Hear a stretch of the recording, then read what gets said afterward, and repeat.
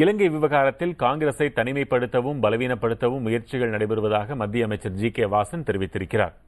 சென்னை சத்தியமூர்த்தி பவனில் இன்று செய்தியாளர்களை சந்தித்தபோது இதை தெரிவித்த அவர், மாணவர்களின் உணர்வுகளை மதிப்பதாகவும் அவர்களின் போராட்டம் பெரும் விழிப்புணர்வை ஏற்படுத்தியிருப்பதாகவும் கூறியிருக்கிறார். மாணவர்கள் போராட்டத்தை சிலர் திசை திருப்ப முயற்சிப்பதாக கூறிய ஜி.கே. வாசன், போராட்டத்தை களங்கப்படுத்த மேற்கொள்ளப்படும் முயற்சிகளை அனுமதிக்கக்கூடாது என்றும் தெரிவித்தார்.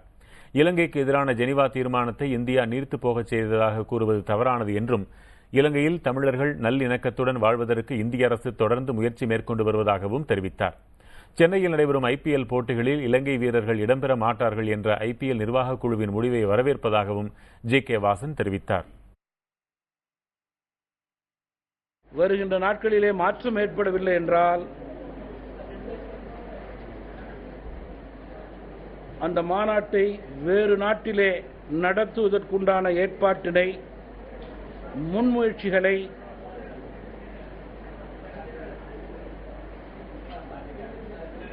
வாக்களித்த அனைத்து நாடுகளும் இணைந்து எடுக்க வேண்டும்.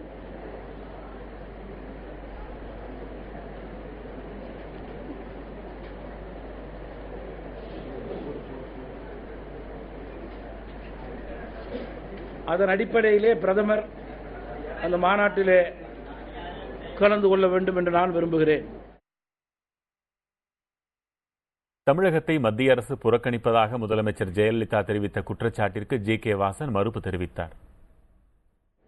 இன்றைக்கு தமிழகத்திலே மண்ணெண்ணெய் பிரச்சனை அது முக்கியமான பிரச்சனை என்றால் அதற்கு உண்டான தீர்வு ஏற்பட வேண்டும் என்ற முயற்சியை நாங்கள் செய்வோம். அதிலே மாற்று கருத்து இருக்க முடியாது.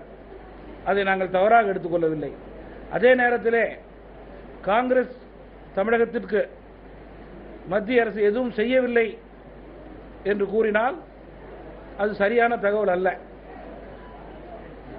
சமீபத்திலே நடைபெற்ற பட்ஜெட்டிலும் சரி, ரயில் பட்ஜெட்டிலும் சரி, தமிழகத்துக்கான திட்டங்களை மத்திய அரசு கொடுத்தது என்பதையும் நான் நினைவு கூற விரும்புகிறேன்.